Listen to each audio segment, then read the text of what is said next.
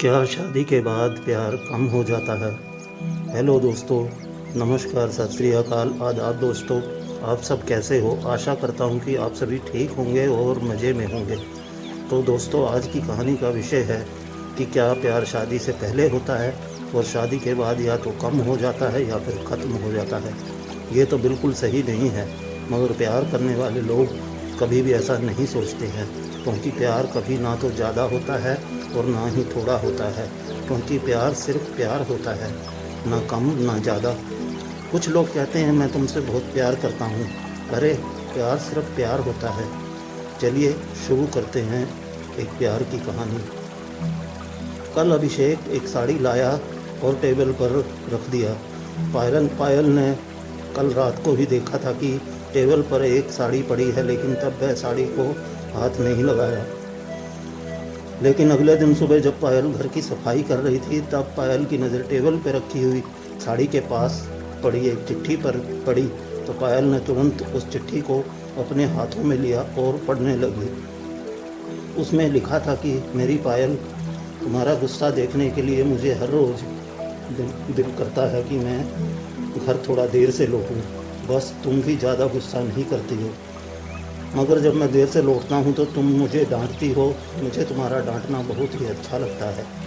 तब दिल करता है कि मैं तुम्हें अपनी बाहों में लपेट लूँ, लेकिन तुमको तो पता है मैं इतना रोमांटिक नहीं हूँ। दरअसल पढ़ाई और नौकरी को लेकर इतना व्यस्त रहता हूँ कि तुम्हें सही से समय नहीं दे पाता हूँ, और तुम जानबूझकर मुंह फुलाकर बैठी रहती हो। यकीन करो, जब तुम गुस्सा करती हो ना, तब तुम्हें बहुत अच्छा लगता है। शायद सभी लड़की जब गुस्सा करती हैं तब उन्हें बहुत अच्छा लगता है, मगर मुझे उतना पता नहीं है। छात्र जीवन की यादगार प्रेम कहानी। लेकिन तुम्हें मैं जानता हूँ, गुस्से में इतनी प्यारी लगती हो कि जो कहकर मैं तुम्हें बता नहीं सकता। दिल करता है हर रोज़ मैं तुम्हें बाहों में लपेट लूँ, लेकिन पता नहीं किसी अज्ञात कारण की वजह से नहीं कर पाता हूँ। हर रोज़ देर से घर लौटने का कारण सिर्फ वही है कि मैं सिर्फ तुम्हारा गुस्से वाला चेहरा देखना चाहता हूँ, जो तुम्हारी गुस्से से भरी चेहरे के पीछे छुपा है एक अनदेखा ढेर सारा प्यार, बहुत सारा प्यार करती हो तुम। इसलिए मैं अपने प्यार को अपने ही दिल में छुपा कर रखता हूँ। मैं सुबह जल्दी उठता हूँ ताकि सूरज तुम्हें देखने से पहले मैं देख सकूँ। रोशनी मुझे पसंद नहीं है, लेकिन क्या कर सकता हूँ, रोशनी के बिना तुम्हें दिखाई नहीं देता, इसलिए सर्वदा रोशनी के सामने सर झुकाता हूँ। छोड़ो ये सब बातें। कल जो मैं तुम्हारे लिए एक साड़ी लाया था वह टेबल पर रखी थी, मगर तुम्हारे हाथों में नहीं दे सका। अभी ये चिट्ठी पढ़ने के बहाने शायद वह साड़ी अपने हाथों में लेंगे। शायद वह साड़ी तुम्हें पसंद नहीं आई है, इसलिए मैं तुम्हें ये साड़ी तुम्हारे हाथों में नहीं दे सका।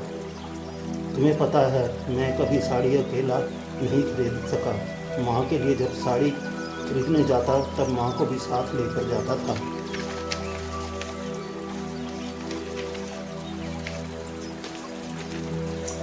कभी भी अपनी पसंद से साड़ी नहीं खरीद सका। शायद तुम्हारी पसंद के अनुसार साड़ी नहीं खरीद सका, इसलिए तुम्हें ना देकर टेबल पर रख दी थी। मैं तुम्हें वादा करता हूँ, एक दिन तुम्हारे लिए सच में एक बहुत सुंदर साड़ी खरीद सकूँगा, और ये आदत भी बन जाएगी, और तुम्हारी पसंद नापसंद का भी मुझे पता चल जाएगा। अभिषेक की चिट्ठी पढ़ने के बाद पायल के होठों पर हल्की सी मुस्कुराहट दिखाई दी। पायल ने अभिषेक का पत्र पढ़कर थोड़ा हैरान थी। जो अभिषेक पायल के सामने ठीक से नहीं खड़ा होता, वह अभिषेक अपने दिल के कोने में अपनी पत्नी के लिए ढेर सारा प्यार छुपाए रख सकता है। पायल का सपना था कि उसका एक हैंडसम पति होगा और वह बहुत ही रोमांटिक होगा, लेकिन अभिषेक के अंदर तो रोमांटिक बोलकर कोई चीज़ ही नहीं है। लेकिन अब देखो, अभिषेक के दिल में रोमांटिक का गहरा समुंदर है। पायल भी अभिषेक को बहुत ही प्यार करती है, लेकिन कोई किसी से अपने दिल में छुपी हुई प्यार का खुलासा नहीं करता। अब अभिषेक की चिट्ठी पढ़कर पायल को साड़ी पहनने को दिल कर रहा है। थोड़ी देर के बाद दरवाज़ा ठक ठक की आवाज़ आई। पायल ने तुरंत जाकर दरवाज़ा खोला। अभिषेक पायल को देखकर हैरान हो गया। अभिषेक ने पल भर के लिए सोचा कि वह गलत दरवाजे पर आ गया है। उसने एक बार आंख मरोड़ कर देखा तो नहीं, ये पायल ही है। फिर भी अभिषेक ने पायल को नज़रअंदाज करके अपने घर के अंदर चला गया। ऐसा देख रही कि जैसे पायल को रोज बस इसी हालत में देखता है। पायल को वह समझ नहीं आया कि वे पायल को देखकर चौंक क्यों गए थे। अभिषेक ने अपना खाना खाकर अपने बिस्तर पर लेटा हुआ था, तभी दरवाज़ा बंद करने की आवाज़ आई। अभिषेक ने समझ लिया कि कमरे में पायल आई है। पायल कमरे में आते ही आईने के सामने चुपचाप बैठ गई और बार बार खुद को आईने में देख रही थी, इसलिए कि कहाँ कोई कमी तो नहीं हो गई। जल्दी से दोपहर का काम खत्म करके अपनी इच्छा अनुसार वैसा सज के ये अभिषेक जो साड़ी लाया था वह भी पहने हुई है, सिर्फ और सिर्फ अभिषेक के लिए। और एक बार के लिए पूछा तक नहीं। पायल को खुद पे ही गुस्सा हो रहा था। अपने सर को झुकाकर आईने के सामने बैठी हुई पायल ने इधर अभिषेक की ओर बिस्तर पे लेटा हुआ बर्दाश्त नहीं हो रहा था, क्योंकि पायल ने अभिषेक को चुंबक की तरह अपनी तरफ खींच रही थी। अभिषेक का दिल बार बार अभिषेक को कह रहा था, तू पायल के पास जा और उसे अपनी बाहों में लपेट ले, वह सिर्फ तेरे लिए ऐसे धज के है। अभिषेक ने धीरे धीरे चलकर पायल के पीछे जाकर खड़ा हो गया। वह पायल समझ नहीं पाई कि कोई उसके पीछे खड़ा है। अभिषेक बहुत दिल कर रहा था कि पीछे से पायल को अपने गले लगाने के लिए, लेकिन एक अज्ञात कारण की वजह से वह ऐसा नहीं कर पा रहा था। फिर भी अभिषेक ने सभी अज्ञात कारण को तोड़कर पायल को अपने गले लगा लिया।